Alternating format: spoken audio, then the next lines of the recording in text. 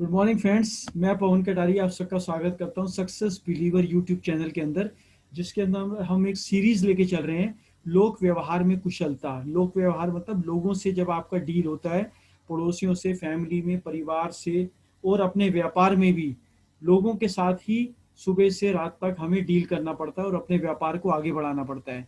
तो इस तरह से कैसे उनके साथ व्यवहार करें कि हम उन्हें पसंद आए और हम जो करना चाहते हैं, जो करवाना उनसे चाहते हैं, वो खुशी खुशी हमारे साथ अपनी इच्छा से हमारे साथ काम करें। तो इसके अंदर 3 सीरीज आप देख चुके हैं। चौथा सीरीज आज है जिसमें छठे अध्याय से शुरू होता है, जिसका टाइटल है लोगों लोगों को प्रभावित करने की कला। लोगों से अपनी इच्छा अनुसार काम करवाने के लिए सबसे पहले इस बात का पता लगाएं कि वे चाहते क्या हैं। जब आपको यह मालूम हो जाए कि उन्हें क्या चीज प्रेरित करेगी, तब आप यह पता लगाएं कि उनको प्रेरित कैसे किया जाए। हम सभी अलग हैं, हम अलग चीजें पसंद करते हैं, हम अलग चीजों का अलग अलग मूल्यांकन करते हैं। यह मानकर ना चलें कि जो चीज आपको पसंद है वो दूसरे लोगों को भी पसंद होना चाहिए। मालूम करें कि वे किस चीज को पाना चाहते हैं और वे क्या पसंद करते हैं। ऐसे में आप उनकी रुचि के विषय पर चर्चा करके उन्हें उत्साहित कर सकते हैं। आप बस उन्हें यह बताएं कि वे मनचाहे परिणाम कैसे प्राप्त कर सकते हैं।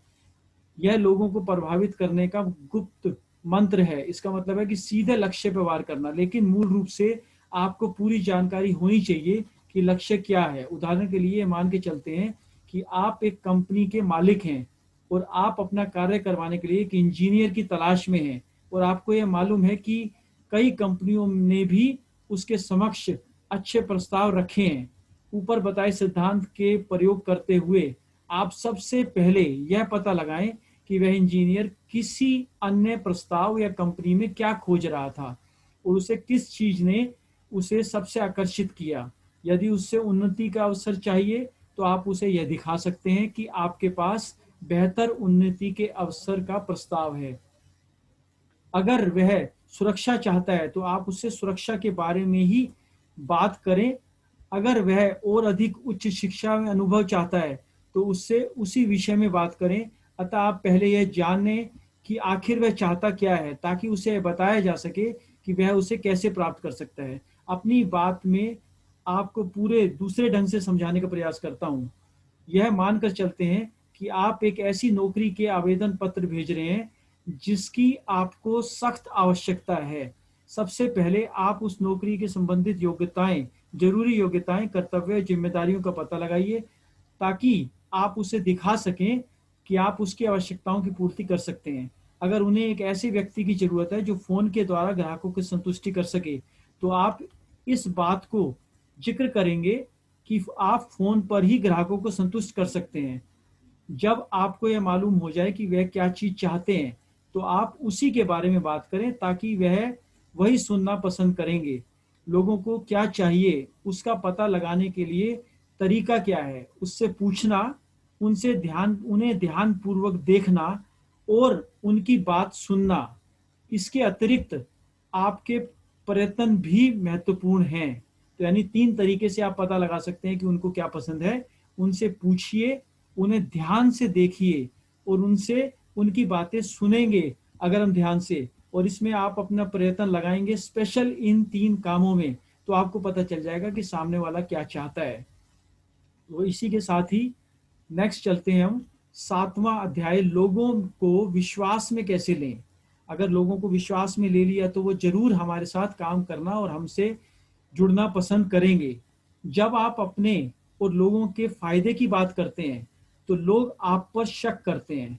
यह मानवीय प्रकृति है। इससे बचने के लिए आप अपनी बात को अलग ढंग से प्रस्तुत करें। इसका सबसे अच्छा तरीका यह है कि आप उस वक्तव्य को सीधा ना कह के किसी तीसरे व्यक्ति का हवाला देते हुए कहें। किसी अन्य व्यक्ति को आप अपने लिए वक्तव्य जारी करने दें, ताकि वह व्यक्ति वहां पर उपस्थित भी ना हो। चाहे वह व्यक्ति उपस्थित हो या ना हो, यानी थर्ड पार्टी अप्रोच कहते हैं इसको। तीसरे आदमी के कंधे पे रखकर आप अपनी बात कह रहे हैं। डायरेक्ट अपना नाम ना ले, क्योंकि डायरेक्ट जब आप अपने फायदे की बात करते हैं तो सामने वाले को पसंद नहीं आता है। कोई दूसरे के बारे में बात करते हैं, उदाहरण के तौर पे जानते हैं कि ये क्या कहना चाह रहे हैं यहाँ पे राइटर। उदाहरण के तौर पे अगर आपसे पूछा जाए कि जो भी आप बेचते हैं क्या वह लंबे समय तक चलेगी। ऐसे में आप जवाब दे सकते हैं कि मेरे पड़ोसी ने ऐसी चीज को 4 वर्ष तक उपयोग किया है और यह इनसे पूरी तरह से संतुष्ट हैं। हकीकत में यहाँ आपका पड़ोसी ही आपके लिए जवाब दे रहा है, फिर चाहे वह आपके आसपास भी नहीं है पड़ोसी, तब भी वो आपकी बात का विश्वास करेंगे, क्योंकि थर्ड पार्टी के बारे में बोल रहे हैं। उदाहरण दूसरा, अगर आप किसी नौकरी के लिए आवेदन करते हैं और इस कंपनी के मालिक को शंका है कि आप उसके लिए सही तरीके से काम कर भी पाएंगे कि नहीं, तब आप इस बात की चर्चा करें कि आपके पुराने मालिक आपसे कितने संतुष्ट थे। उदाहरण तीसरा, आप अपने मकान का एक हिस्सा किराए पे देने की कोशिश कर रहे हैं और आपके प्रस्तावित किराएदार संतुष्ट नहीं है कि मकान का शांत माहौल है या नहीं है। ऐसे में आप अपने पहले वाले किराएदार का हवाला देते हुए कहते हैं कि वे लोग मकान में शांत होने की बात बार बार स्वीकारते थे। इन सभी उदाहरणों में आप स्वयं किसी प्रश्न या जांच पड़ताल का जवाब नहीं दे रहे और अपनी बात नहीं कर रहे कि हाँ मैंने भी यूज किया है, मैं इससे संतुष्ट हूँ। आपकी संतुष्टि से उसे कोई लेना देना नहीं है। लेकिन जब आप थर्ड पार्टी का हवाला देते हैं तो उसको बात जल्दी समझ में आ जाती है। बल्कि आपका पड़ोसी, आपके पुराने मकान मालिक और आपके पुराने किराएदार आपके लिए जवाब दे रहे हैं। यहाँ पर उदाहरण के तौर पे आपने अभी देखा, आप जिन चीजों की बात कर रहे हैं उस स्थिति में आपसे अधिक प्रभावित होंगे बजाय आपसे सीधा जवाब से। यह एक विचित्र चीज है, लोगों को आपके अप्रत्यक्ष दावे की सच्चाई पर तो जरा भी शक नहीं होता, परंतु अगर आप स्वयं प्रत्यक्ष रूप से बताएंगे कि वे लोग आपकी बात को बिल्कुल शक की नजरों से जरूर देखेंगे।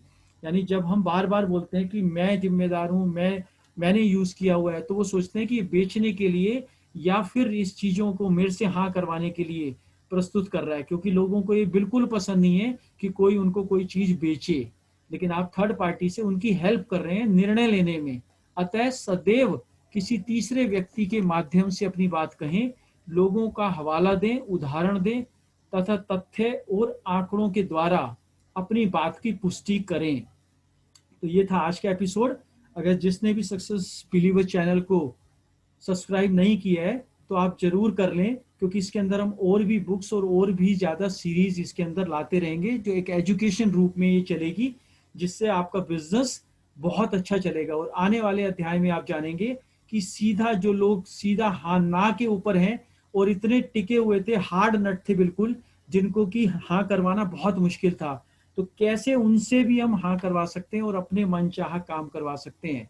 तो आपने इतना पेशेंसली इसको सुना, इसके लिए बहुत बहुत आपका धन्यवाद। और आगे मिलते हैं नए नए नेक्स्ट सीरीज के अंदर। Thank you very much, thank you so much.